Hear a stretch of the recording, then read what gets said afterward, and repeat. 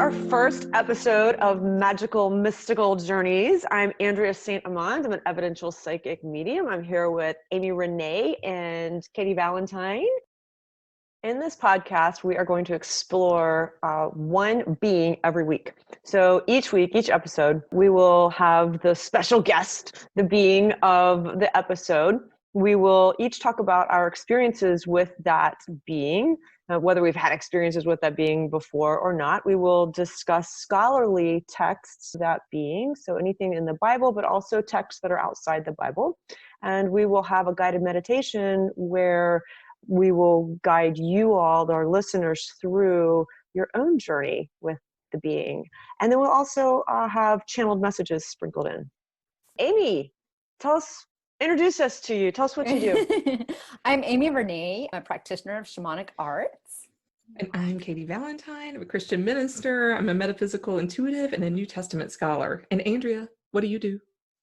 Well, I talk to the discarnate. So a lot of people don't know what an evidential psychic medium is. I talk to people's souls. So the discarnate souls, which is what we'll be journeying with here on this podcast, but also the souls of departed loved ones, people and pets. And then I also give psychic readings where I'm talking to a person who's here with us and their soul. So yeah.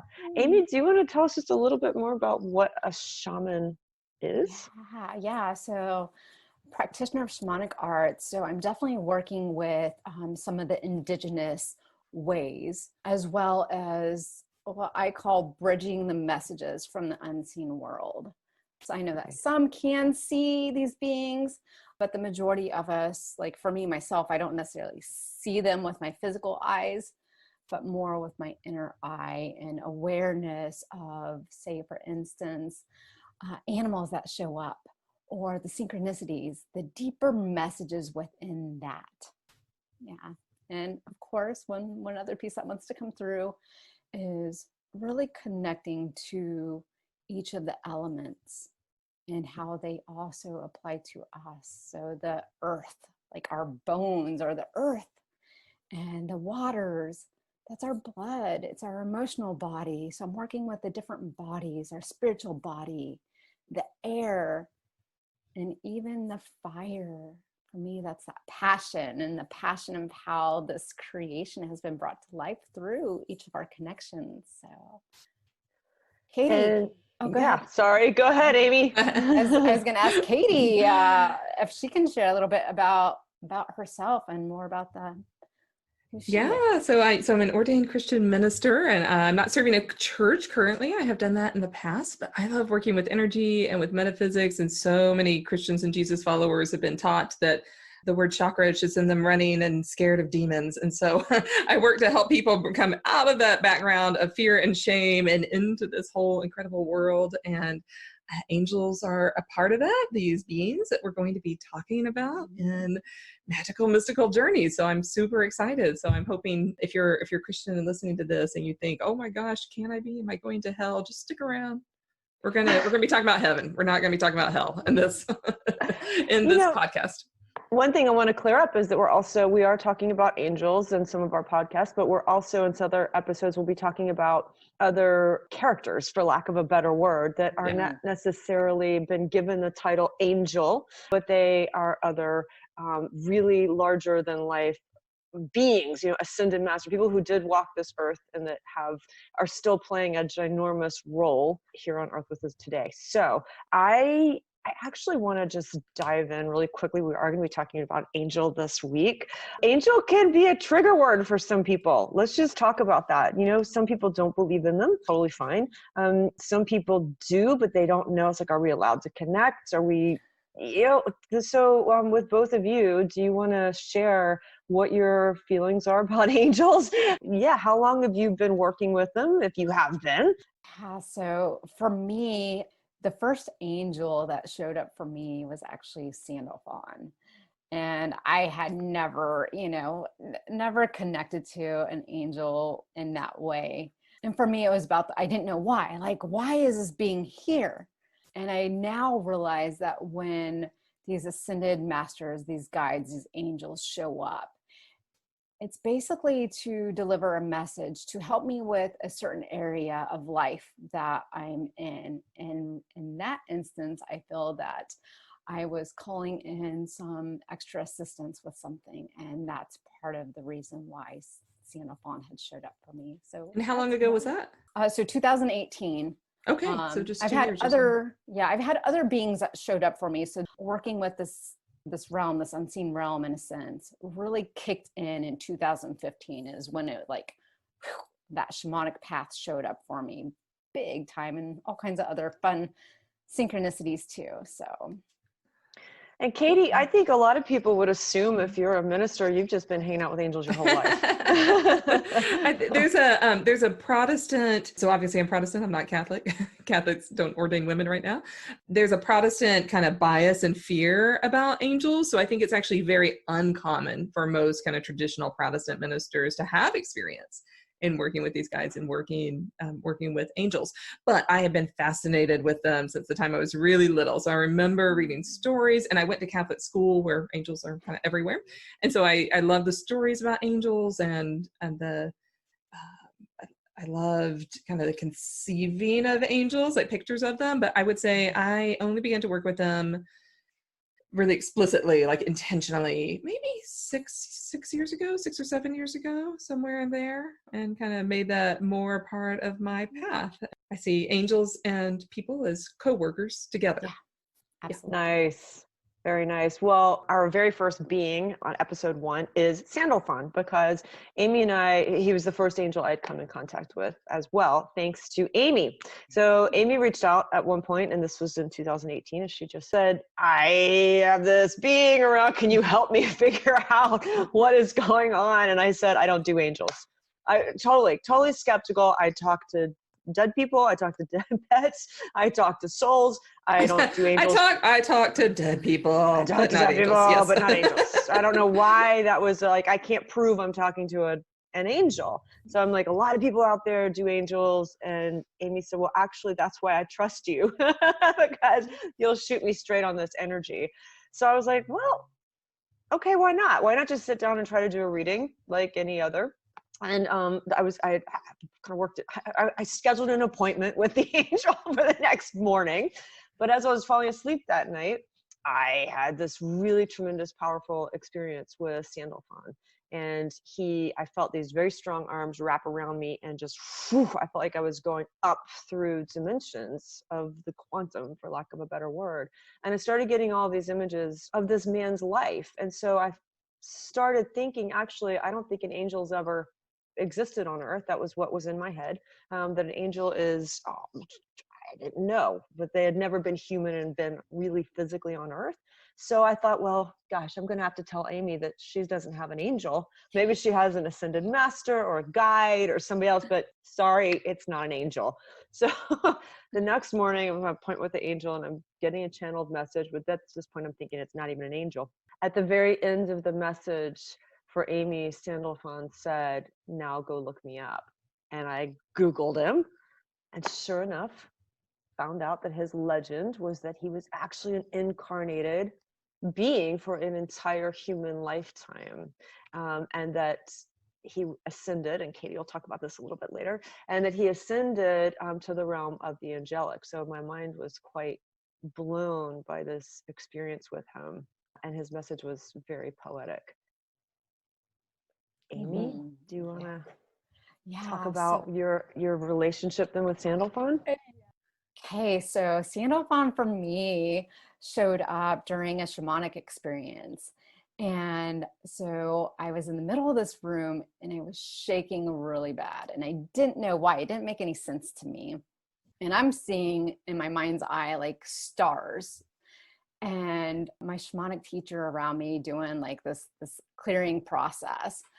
And at the end of that shamanic experience, he shared with me that the Ashim were like all around me during that. And I didn't know what the Ashim were. And he said that they were like fire fairy-like creatures.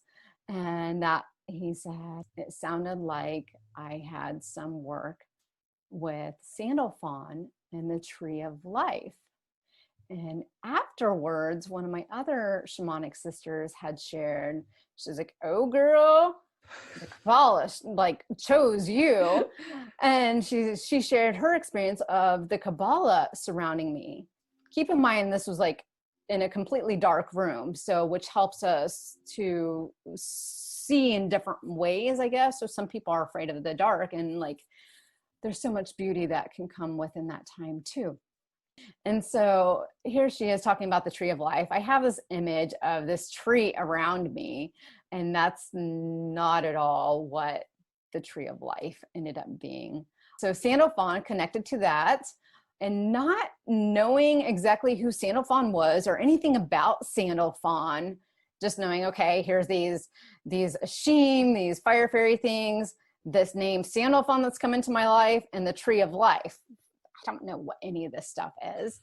Watching something that Andrea had, shared in a group, I knew that she could connect to those who had passed on, our loved ones and whatnot. And I was like, maybe she can help me understand what it is that I'm experiencing, who this is, what this is, like help me better understand what this is about, why.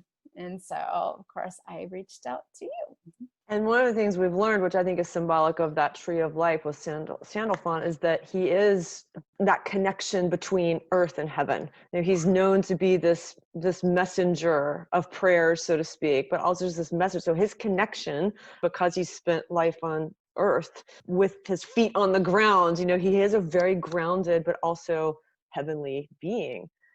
Katy, what have you had an experience specifically with Sandalphon? No, I am a total Sandalphon virgin. So I am along for the ride today. I have no experience. Like I know the name and that's it. And of course I did a tiny bit of research for my piece around this, but I'll be just ecstatic to experience this energy like for the very first time. But I love it that both of you had the name or the being or the angel or someone kind of guiding you into this energy. I love that you were both like, yeah, what the hell? What's up with this? So, and come about all these years later, here we are. So I'm grateful for Sandalphon. Yes. Absolutely. It also feels important to share like some of what's come through since that time is, okay, the first thing is when I was preparing for this episode, there was strong guidance. He reminded me, put on our angel wings. And so it's like the stretching of our arms, and it's like opening our heart at the same time. So that felt really powerful, very just important piece to connect to. As well as I find it very interesting, the color turquoise can also be associated with Sandalphon. So here you are, Andrea, completely wearing like turquoise colors. I too have, that color that right. I intended to for this episode. And I also see Katy in the background. You have a picture that has yellow and turquoise color. So here you are wearing that yellow, and then the turquoise is also there. So just, yeah, super cool. And I can't wait to hear all the yumminess that you found, Katy. All right. Should we get into it? Let's go. All right. Sandalphon, this is all kind of traditional story. So I'm going to start from the very beginning and kind of take you through quickly through the Middle Ages until today. And then we're going to talk a little later about like, does that matter or not? And kind of play around with that idea. So Sandalphon is traditionally Elijah from the Old Testament. So Elijah was a prophet that lived and worked in the northern part of Israel in the 9th century BC. So a really, really long time ago. If those of you who have Bibles, you might want to read his story. It's really fascinating. I got to do that earlier this week, and you can find his story in 1 Kings chapters 17 through 19, 21, and then 2 Kings chapters 1 and 2. And so if the name Jezebel, that's a name that a lot of you will recognize, kind of this stereotype of an evil queen, and she's a caricature in the story and kind of gets a bad rap. And her husband, King Ahab, they're kind of the arch enemies of Elijah. Elijah keeps on, as prophets do, telling them how they're being unjust. And so he was definitely a prophet who looked out for the poor, for the underprivileged, and you see him in the New Testament get called on a lot. And in early Christianity, early Christians really loved this part of him. And so they brought him in to their stories about social justice. So this is a really important connection for Elijah. And so there's a story, a really famous story about Elijah staying with a widow, and she was running out. She had a son, and her oil and grain was running out. And there's a miracle that happens with him where the grain and the oil continue, even though there's only a little bit left. So kind of, again, we have that sense that Elijah is really concerned with people's incarnated physical selves, about eating, about drinking, about what it takes to stay alive, and that God works with him to ensure people's safety. And then her son actually dies. And Elijah, I mean, one of the things I really liked about Elijah in this story, he's like, God, come on. Like, yeah, sent me to this widow. We've kept the oil and the bread alive. What in the world is up with this? And God, through Elijah, resurrects her son. So, yeah. And so this continues. And then the really important part of this story, I think, for Elijah and Sandalphon, is that Elijah is the second person and the second and last person in scripture who doesn't die a mortal death. He's taken into heaven, and his disciple Elisha is witnessing this. And Elisha asks for this blessing before Elijah is taken into heaven, and he witnesses Elijah's ascent into heaven with these chariots. Oh, wow. And so he departs into heaven, but he never dies a physical death. The other person to do that, which we'll talk about in another episode, is Enoch, who becomes Metatron. Right. And so in the New Testament, Elijah, along with Moses, appears at the transfiguration of Jesus in 3 of the Gospels, and he's the champion of the poor and the underprivileged. The name Elijah means Yahweh is my God. So how does Elijah become Sandalphon? Well, let me pause. Questions, comments? I'm sure I did not realize he didn't have a physical death, but he was taken up, which is what I experienced with him. He felt like I was being taken. He was ascending me through dimensions to show me that. That's unbelievable. Oh, that's cool. Yeah. That's really cool. And yeah, and I didn't remember all those details of the story either. Like I had to really refresh myself. It's just, I have not done work or scholarship in 1st or 2nd Kings. So I had to refresh myself of the story as well. So then Sandalphon becomes one of the key figures in Jewish mysticism. So Amy earlier talked about the Kabbalah.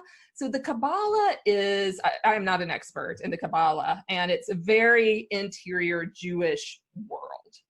To study the Kabbalah, I think within the Jewish community, it takes years and years and years, and there's a lot of intricacies of how all of these traditions come together. So this is way broad overview. Jewish listeners, please call in, add your 2 cents about what I've gotten wrong about this, because I've not grown up Jewish.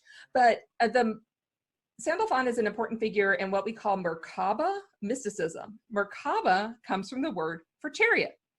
So as Elijah was taken up in the chariot, and there's also an important chariot in the prophet Ezekiel, like Ezekiel and God are riding on all these chariots. And so that name comes from the word for chariot, and we see that in the story. So because Elijah doesn't die a physical death, the early Jewish mystics believed that he was transformed into this archangel Sandalphon. And that happens through this chariot. I'm not sure that it's ever described. But there's not just one story that talks about this. It's like it's presumed and told and retold and alluded to throughout all of these Jewish texts. So you can't just go to the Barnes & Noble or Amazon.com or whatever and pick up the Merkaba stories. They're sprinkled throughout Jewish writings starting in the year 200 AD or CE through 700. So there's about a 500-600 year period where all these stories appear that are Jewish mystic in nature that eventually emerge into the Kabbalah, what we call the Kabbalah today. And there you see Sandalphon threaded throughout those.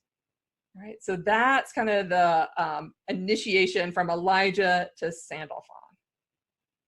That is fascinating. And Amy, you had no idea that there was a Sandalphon connection to the Kabbalah, did you? That's fascinating. Yeah, no, I had no clue. Like, I didn't know who Sandalphon was. I had never heard of the Tree of Life, had never heard of the Kabbalah. You know what, Katy, you've spoken to the Merkaba. That has also recently come into my life in an interesting way, which is also connected to Metatron. So when we have Metatron as our guide of the episode, I'll share a little bit more about what has come in with that. So yeah, I had no idea. So I love this information that you're sharing, and it's almost like there's confirmations that are taking place, not only for myself, but Andrea, you just spoke into like your experience of like being pulled up, you know, was that, you know, that was Sandalphon's experience, you know, perhaps. Right. And he was impressing that upon me. Unbelievable. Amy, do you remember the message that I gave you from him? Because I don't. And that's typical with me when I'm doing a reading. It's not my information. It's the client's or somebody. So it just comes through me and then it's gone. So do you remember what his message, or do you have it? Yeah, I do. I have the reading in front of me. So it's from November of 2018. What is written down here is, I am curious about an archangel that has entered my life along with the Ashim, Sandalphon.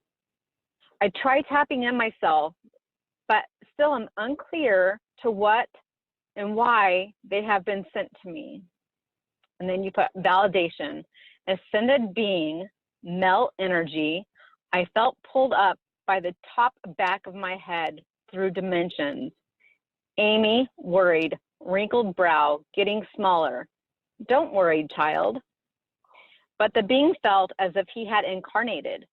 I was always told the realm of angels had never incarnated into beings. Hiding behind protective cape, removed it and replaced with rings of light to amplify your heart. Sandalphon, secure link between heaven and earth. Trust Sandalphon, use him. Don't worry about your purpose. Your purpose is to be. Idea of purpose is ego. Be human, be desirous, be driven by your deepest heart-driven desire. Serve you. Sandalphon, lessons through music. Keep researching him. The message is in what he represents. Why he does. One of only 2 angels incarnated as a human. Then ascend. And then you sent like a little link of something else that had come into your life, like just right afterwards, basically. So, which I feel, I want to share this piece. I feel that Sandalphon is very much connected to the earth, like his feet are in the earth, and then the upper body is in the divine realm, so to speak. So it's almost like he's this tall being that is very much connected to both worlds. I love those words, a secure link between heaven and earth. It means you can trust that. You can trust that strength. That is a tremendous strength. Yeah, and we're all about how the you know, we live messy lives here, incarnated on earth. The world is messy, you know, and it's, I won't speak for you two, but you know, my belief that connecting with the angelic realms can be helpful to sort out the mess. Oh my gosh, absolutely. And we've talked about that before, to like really use their energy and their help while we're down here, while our feet are on the ground. Well, Amy, do you have you continued to develop or have any other relationship with him after that? Like what does his presence feel like to you? Like if he just walks in the room, how do you know it's him? Or what? Yeah. So for me, when my guides show up, it's like synchronistic forms. Okay. It might be as far as I have Sandalphon comes into my thought process, you know, just like the other day I was connecting to, okay, what do you want us to share? What wants to be shared when we come together? And that's when I received the guidance of, you know, my arms and reminding me to put my angel wings on, so to speak, because we are earth angels. It comes up in just different ways, like the name will appear or a picture will come into my life, you know, and each time has its own message. like even today with Katy sharing, you know, you spoke about his role in this lady's life. And, you know, so the worry was about the oil and I believe the food part, you know, the grain part. And what came up for me within that, so this is almost like a message from Sandalphon right now, is, you know, sometimes we can get so caught up and worried, like, how is the money going to come, or how's the food, what's going to happen if I don't have a job? Like, we can get so freaking caught up and worried in that, but somehow we're always provided for whatever we need. And it may not always look pretty, like when the lady's child was, you know, taken from her. Like, man, that's not easy, you know, when we have the death of a loved one. But I have a belief that whatever happens is for the highest and greatest good of all life in some way, shape, or form. So, Katy, Sandalphon, thank you for that piece. Thank you for that. Well, yeah, and I can even speak a little more about one of the stories of Elijah, because I'm finding myself like in agreement, like I'm finding myself at odds, because I'm like 100% in agreement with Amy, and then I'm like, but people do die of hunger, we do have disease, you know, we do have all this incarnated stuff that happens. But I think that Elijah and Sandalphon can speak to that. There's a story in First Kings as well, where there's a man named Naboth who had a family vineyard, and King Ahab and Jezebel, who are kind of these caricatured evil king and queen, basically arranged to have, they ask if they can have his vineyard, and he says no, but because they're king and queen and have a lot of power, they basically arranged to have him killed and then take it. And Elijah comes in and he thunders at them. I mean, he comes in as the voice of justice. He names that this is a really evil thing. How could they do this? This is an abuse of power. And so there's also like those voices of justice that, you know, I think connecting with the divine angelic realm can help us be when we see injustices and people who have suffered. And Elijah, you know, the prophets are great at that. They're like, how dare you do this? You know, you've been entrusted with power and you are abusing it. And so I wonder if this might also be an angel that would help us with that. Absolutely. And I agree with you. I think it's like just because in our heads we might really believe that everything is going to work out and everything is for the highest and best good. I think we, and all three of us do, acknowledge that there's pain that goes along with that, you know, pain and grief and loss, and it sucks, you know, but and it's hard, because I talk to people, a lot of my clients are in a profound state of grief because they've lost a loved one, right? And the last thing they need to hear is like, oh, this is in your highest and best good, you know. It's not. Right. It's not. You need to wallow in that grief, and I feel like that's a little bit of the message here too. Like, all of it is human, all of it is something that you can get through. You will get through it, and it's just a matter of going through it. And that, I think too, is a way that angel energy and what we're discussing can provide for you, can be, which is what Amy said, you are provided for. So even in your worst, most horrible moments of pain and grief and suffering, you can be emotionally provided for, you know, even if it's horrible. Yeah, and we're not, I love this, angels are not easy outs. They're there to help through. Correct. Yes. Right? They're not shortcuts. They're not shortcuts. No. They're, in my experience, they're companions along the way. Amy, can I ask you something? Because, you know, when I think about angels, and maybe a lot of people do too, we think about angels as existing only from the Christian perspective, or I guess are there angels? Yeah, the whole Merkaba tradition is Jewish. Okay. Amy, how does that fit into concepts of shamanism? So for me, the shamanic path has basically helped me to develop a relationship with more than just the physical life itself. So first it was developing a relationship with the elements and the directions and all that's represented in that, you know, our bodies, the air we breathe, our bones being the representation of earth, our blood, our emotional body, like it's all connected. And right now, as I'm looking at the clock, it's 2:22. So those confirmations that we receive from, you know, life itself, the shamanic aspect is working with, you know, the magic,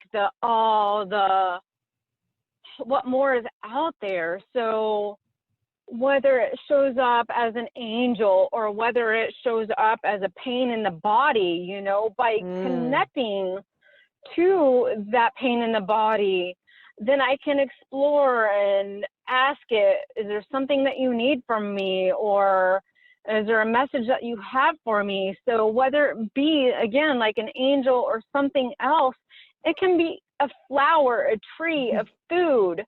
There's so many ways that Spirit brings these messages into our lives. And so for me, it's just, as a shamanic practitioner, it's just an awareness, being aware and looking for the messages or allowing for the messages to come through. That's beautiful. Cool. Really cool. For me, after my first meeting with him, introduced by Amy, he's come into readings.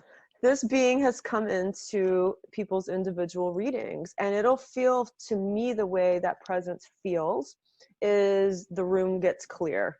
It's like Big Daddy's in the house, everyone else out. I can feel, I almost see like a door opening, this big creature coming in, and he's huge. It's not like this little cherubic, you know, kind of energy. It's tremendous. It was a lot like your vision, Amy, as well, like the feet on the ground and the head up in the heavens. And he's always given me evidence about what's going on in that person's life. So I will say to my client, there's an angel I work with, and here's how he's showing himself. And I'm just gonna, you don't have to believe me or not, but here's coming this message. And then the evidence is always so meaningful that it, to that person, that it came through an angel, but also he speaks, I think he speaks a lot to me in music, and he is known as a very musical, he's very poetic to me. You know, the words that come through him are more poetic than I am. But I think I always get messages in music for clients. And so I feel like he's might be the one sending me that, or it's very musical. Now, I do want to note that other people might have an experience with angels that are so different than what the three of us might be describing or how it comes to you. And that I want to say there's no good, no bad, no right, no wrong. And other people might not have an experience at all. And there's no real wrong with that either. But he's continued to show himself, which is quite amazing. And then, so Katy, putting you on the hot seat now. I'm ready. You've not really had like a personal mystical encounter with this being. Maybe you will after today. I'm happy to be the guinea pig for the. So did you sometimes, I also want to know that sometimes we really resonate with characters in a story, whether they're fictional, whether they're historical, you know, whatever. And so I was curious, like when you went back and read Elijah, was that a personality that resonated with you, or was this a story connect with you in any way? Definitely the social justice part connects with me. So, you know, as a Christian minister, we tend to, and people in my kind of theological camp tend to really like to talk about social justice and justice for the underprivileged and for the poor. And so like, I knew that story of Naboth's vineyard. I knew the story of the widow, but I hadn't sat down and just read them in their entirety before. So that was really fun, actually. And part of the danger of biblical interpretation is that we tend to isolate stories rather than see them in their entirety, in their whole breadth. And then I struggled with the story a little because I think Jezebel is, I don't even like to say it because like women get called like you Jezebel, and it's just such an ugly way to stereotype, right? And so I feel like Jezebel herself is stereotyped. She does really horrific things in the story, but so does Ahab, but only Jezebel gets blamed. So I feel like she's also a caricature, you know? And so I dislike the struggle between Elijah the man and Jezebel the woman, and like she gets eaten by dogs in the end. Oh my goodness. Yeah, like I mean, it's like it gets nasty. It gets nasty. They're incarnated beings, so you know, like messy things are happening in the ancient world. But I love the connection with social justice. But you know, Elijah is not like, it's not one of those prophets that enters into my devotional life really ever until now. So I feel like I'm a little bit of a clean slate. Can I ask you a prickly question, and then Amy, Yeah. coming at you next? What? All right. So, biblically, or just as Katy, Yeah. what are your thoughts on the truth of Elijah actually becoming Sandalphon? So I'm in process. I'm definitely in process with this. So for me personally, it's not important at all. Like if Nice. Sandalphon, I mean, I believe like there's an energy we can name Sandalphon and we connect that with the prophet Elijah. Cool. Was Sandalphon really Elijah? And we know that the biblical story, I do not read the biblical story as being literal, although I do believe that there probably was a historical person named Elijah that gets captured in these later forms.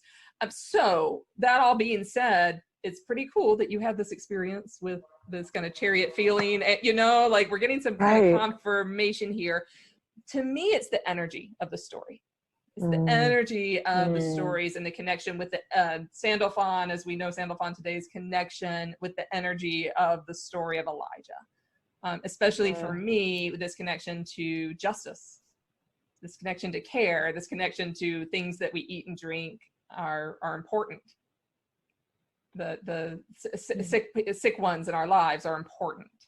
The humanity of it, yeah, and the personal connection is really important. So was Elijah's story happen exactly the way it says in the Bible, and did that person really ascend in the chariot, really become Sandalphon? Who knows? The literalness of it is not important to me. I think it will be to some people, but I'm not discounting it. Amy, what are your thoughts? Ask the question again, please. Okay. Katy went on a tangent. Sorry, Amy. What are your thoughts on the truth of this human being actually becoming a archangel, or does it even matter? Do you even care? You know, it's hard to say because I wasn't there. I don't know. Based on what I've experienced in my life, anything's possible. So yes and no, there's aspects that feel true, but it'd be cool to experience, what actually happened and the truth of all of that. To me, there's an aspect that also feels that, so as a human, we have free will, so to speak, or free choice. And for me, the archangels are like the will of the divine, that divine choice. And I feel that Sandalphon may have said yes to that aspect and giving up his free will. And then that may have influenced the happening of that.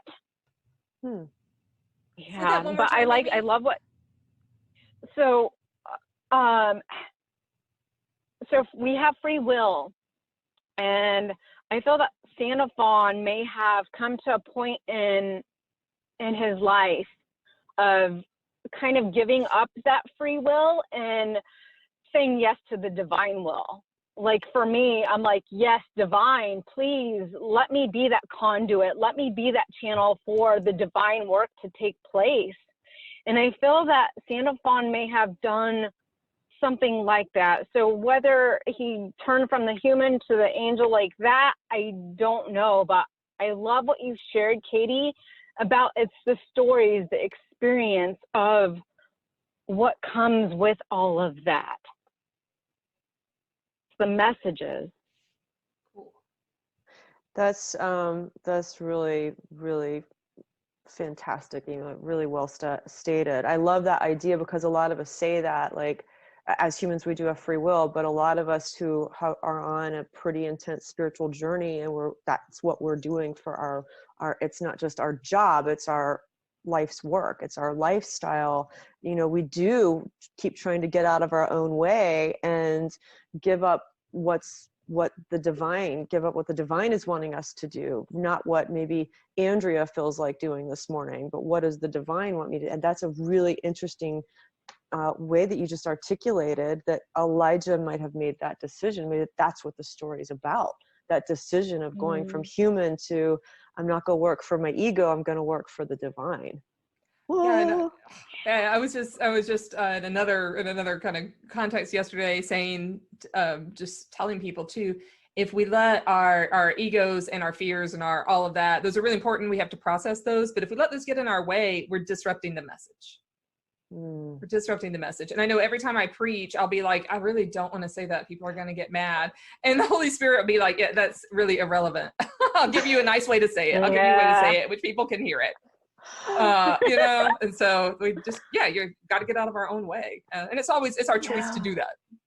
It is. Right. And sometimes I don't. Sometimes I'm like, I am firmly planted in my own way and I'm going to stay here. Thanks. And I am not going to say that. I'm not moving. Yeah. I love that.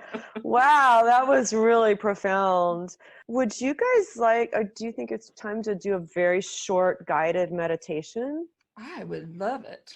All right, Amy? I would love that too. I definitely want that for those listening, and I also would like to receive that. And I feel like you had messages too that came through. Before we go into that part, I do have one piece that was like wants to be shared. Katy, you spoke about Jezebel. Am I saying that name correctly? You are. Okay, so what's coming through is that sometimes we may pick a role of being that evil person, so to speak. And that, and so we don't want to be called that name because it's like, oh, I don't want to be that, but to have forgiveness for all those pieces, all that took place for that, her as a being. And it just feels important to acknowledge that the good and the bad or the evil, that it's the yin and yang of life to like, embrace that she may have been that in that form, but maybe in another form, she's the complete opposite of that. So I just, that's huge. Embracing the aspect of ourselves who might have been accused of, who might have done horrible things or caused harm to people or not been,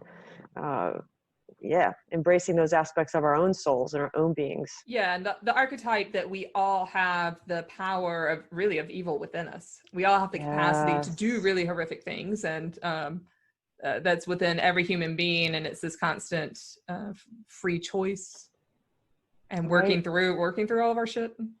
Yeah, so that we don't do those things. And so, just for listeners, if you've ever been called a Jezebel, let's let that energy go. You are not. You are not. This is a really ugly thing, ugly way that people try to stereotype women. Right. So, and if you've ever called anyone a Jezebel, it's time to call and apologize to them for doing that. And don't do that in the future. So, but our listeners aren't the type who are going to call people Jezebels. So.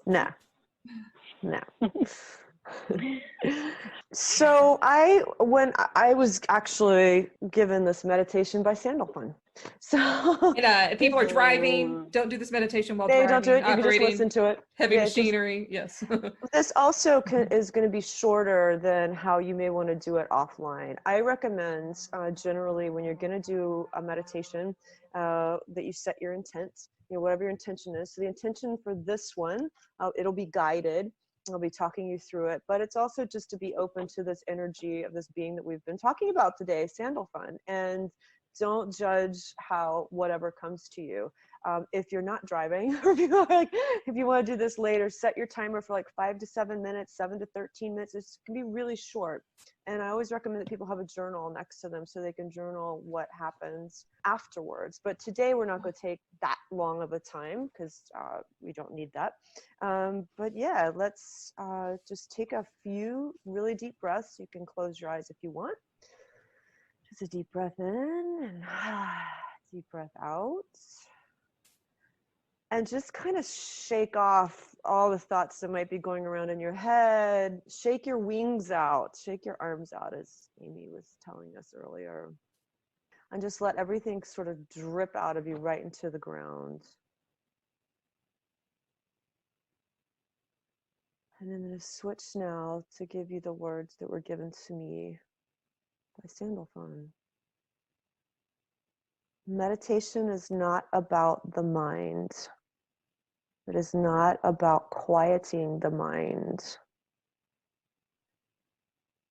Meditation is about developing a relationship with your soul. So as you breathe and settle into your body, feel your body. Feel your heart, your stomach, your lungs rising and falling with each breath. Start to feel your spirit moving inside of you. It might feel like a candle flame flickering. It might feel like a breeze moving in through you. You may actually first feel simply your breath. You may start to feel your emotions rising. Allow whatever comes, allow it to rise and move. And your thoughts, your emotions, your physical body is all riding through and on the wave of your soul.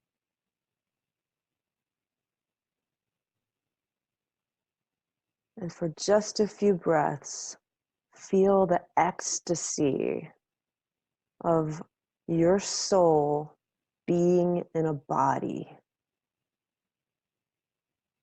And from this space of ecstasy, what is your music for your soul? What is your champagne for your soul? And don't take this lightly. Your soul has a deep river of longing for expression. And sometimes that longing for something hurts. So humans tend to avoid it. But instead, for right now, sink into that space where your soul is longing. And what is the music your soul is yearning to hear? What is your message that your soul is longing to express? Let your music rise within you. Maybe it's a mere sensation. Maybe it's a mere breath. Let it rise without judgment. And though this expression is uniquely yours to your soul, you are not alone. There's help all around you. There's food for your soul, nourishing you, your soul. There's music all around for your soul.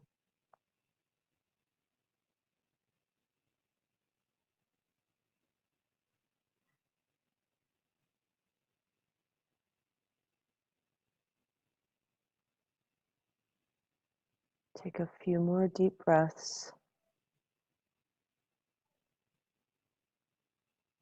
Before you open your eyes, thank this beautiful being that we've been discussing, this magnificent energy that we're calling Sandalphon. And I encourage you to invite him back into your life anytime you feel so called. He's there.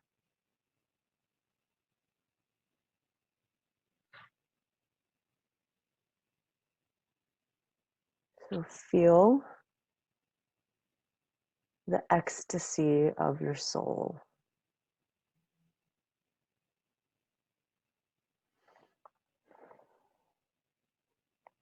And when you're ready, either Katy or Amy, if you want to share any of your experiences, maybe you just took a few moments of relaxation. Yeah, thank you. Thank you so much for that. I want to share that what you said at the end of we can call upon Sandalphon anytime. The music, what really spoke to me in that meditation is music is all around us. Music for our soul, So whether it be an actual song or something different, you know, that which lights us up, that which sparks us, that champagne for our soul, like connecting to that. The creation, Sandalphon is all about artistic, that creative energy, the music, the poetry. And by asking, hey, I need help with this, or come be with me for this, help guide me, like that's all it takes. And they're here to help us. They want to help us. Oh, what a blessing that is to be in right relationship with Earth, our guides, and life itself. Beautiful. Katy, anything you want to share? Yeah, I was, so a few things. One, I've been horribly incarnated with sinus issues all morning. Doing rinses and sprays, and like I'm trying to get ready for being on camera, and I'm completely cleared right now. I'm like, I was like sitting there, I was like, oh my gosh, I'm breathing clearly, and like I did all that stuff to help, but like I didn't even have to ask, and it's all cleared up. Yeah. And the music stuff was just like coming to me. I'm not sure that I felt like a distinct personality like I have with other archangels, but like that's okay, because I don't think angels have egos. They're fine with that. But so I feel like I should just tell the story of right before we began the recording.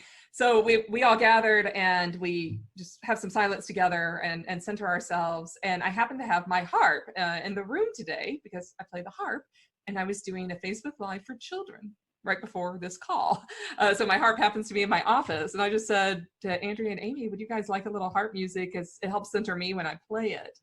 And I just kind of improv a little piece that was coming to me. And so then when I got back to my computer, they said, did you know Sandalphon is the archangel of music? I said, no, I did not know that. And so I think what was coming to me was just the ecstasy of the soul, like really reveling in that. Like if every person could really revel in that, what a changed planet we would have if we could all feel the delight that archangels and God and source, whatever we call that, have in us. How beautiful that is.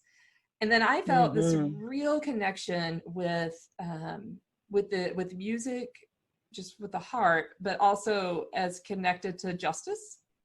We know that music is such a powerful way to communicate ideas. And there's a lot of music that communicates justice and social justice, and brings out inequities or inequalities and helps people become aware of those, like through music. But access to music that feeds us is a justice issue. Like that's a justice issue. So I felt like Sandalphon was like, clearly, like all of these things come together. Like call on me anytime you need a little with this. Like heavy lift for you, which is I'm happy about. So I love that. I love that. Well, I think that's it for us today. I do want to wrap up something that might, just because our listeners might be feeling this way as well, that if any, note that all of us, particularly Amy and I, like just doubted. There was doubt there. It was like, why me? Why is an angel trying to talk to me? Can I even do this? Can I even talk to an angel? And Katy, I don't know if you want to talk about that real quick or not, sure. But I want to say you can. I mean, I go around talking to myself all the time. You can talk to anybody ever. It's just a matter of learning to listen when they talk back. Yeah, and I think we should probably have a whole chunk of an episode dedicated to this in the future, because a lot of Christians get really wigged out with talking to angels. So those of you who come from a really evangelical or fundamentalist background, you've probably been told that if you try to communicate with angels, that A, it's delusional, or B, it means that you're not worshiping God, you're worshiping angels. So as Christians, of course, we don't worship angels. We're all singing to the same God. There's no reason to worship angels. So the danger for those who are scared to talk to their angels, if you find yourself becoming obsessed, then back off. They don't care. They don't care. They're here to help, right? Like their ego is not hurt. Their feelings are not hurt if you don't talk to them.